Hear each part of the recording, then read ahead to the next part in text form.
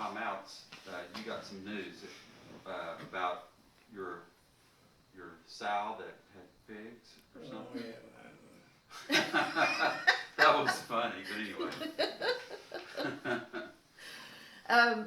Yeah, so Jason brought up, and it's a good segue, that UT coach Harold Bradley was at the state championship when y'all won it, and that's how he spotted you. Is that accurate? Well, I guess that's at least partially accurate. What was the recruitment process like for you? Back then, well, funny, of course, agriculture was my background, farming, cattle, and so forth. And A&M had a coach named Marty Carew, basketball coach. And Marty thought that because I was raised on the farm, I'd be an Aggie. And so he came up, and my dad was plowing with the horses. At that, he had horses and mules, and I think that day he was plowing with horses, and he was walking up and down plowing, doing his thing. And Marty Carew got out there with him and walked up and down all the roads with him on 2 different occasions, 2 different days for an hour, maybe less. But that was a part of the recruiting process. The other part, I knew where I wanted to go. Texas had the best basketball program in this part of the country, and they had some great players that I looked up to and so forth. And I knew if I got the offer in Austin, that I would go. And I got an invite to come down and visit for the state Texas relays, which was big back then, and still is if it could have it. But during the relays, they're running and jumping and all that.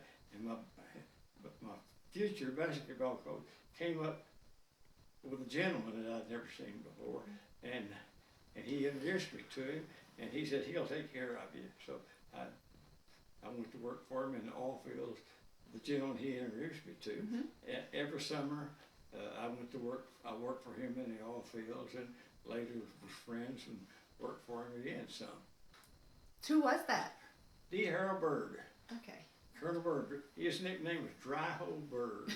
But if you know Dallas, then you know the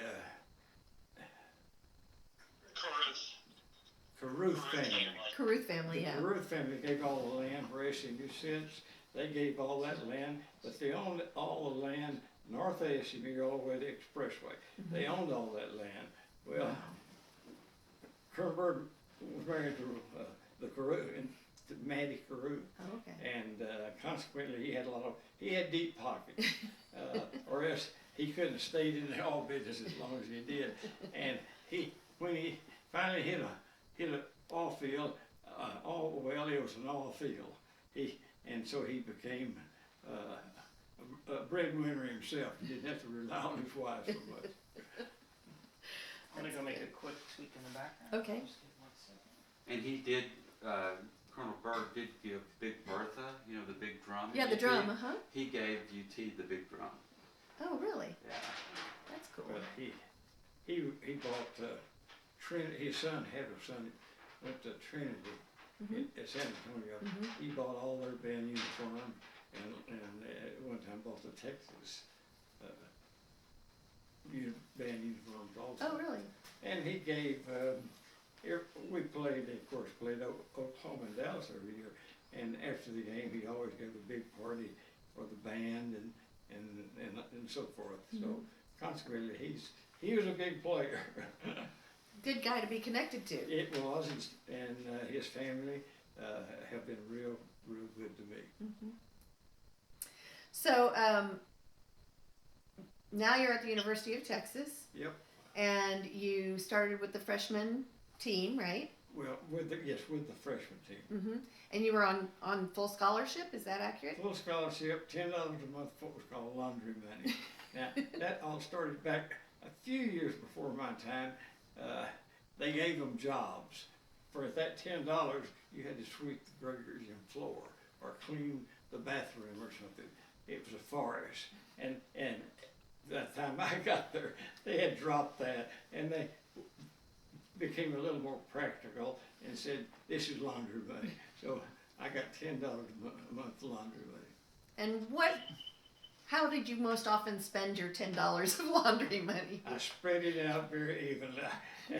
I made up my mind when I left Martin Mill. My folks, I had a brother, and he was 3 years older, and he had gone off to college just immediately prior to my graduation, and they didn't have the money to take. Took all they had to take care of him in college, and I made up my mind I was not going to be a burden or cost him any money. So between the $10 a month and the off-field work in the summer, I was able to manage to save enough money to meet all my needs. That's good. What was it like coming from Martinsville to Austin and that whole process? Can you hear him? He said, tell us what it was like going from Martin's Mill to Austin and what kind of culture shock that was for you. Well, basketball was not a culture shock, but the academic part was, because Martin Mill was a very small, more kind of underprivileged type school where it didn't have a lot of equipment and didn't have a lot of things. Had sparingly had some good teachers. Not a whole lot of emphasis was placed on academic. Mm-hmm. So when I came to Texas and saw the challenge I had, my first year, I studied every night except one during the week, my freshman year. Mm-hmm.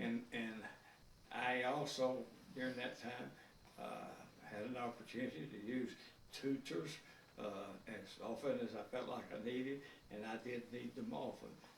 English was a flunk out course in Texas. That was the course where they got rid of everybody. I recall we were my freshman year, and I had 8 o'clock classes every year at Texas because we had great breakfast at the dining hall, and I loved to eat, so I could get up and go eat, have an 8 o'clock class. So I'm at my 8 o'clock class. I think there's 7 or 8 football players, and Marge Hargrove, who happened to be the sweetheart at that time, she's also in that group of us to kind of sit in one corner. And we had a guy came in, didn't look very old, pulled off his hat and laid over, and he was her first year teacher from Harvard. Can you imagine from Martinsville to get a teacher the first year out of Harvard? Well, I'm dumb enough to stay in the class. All my football friends were smart enough to get out.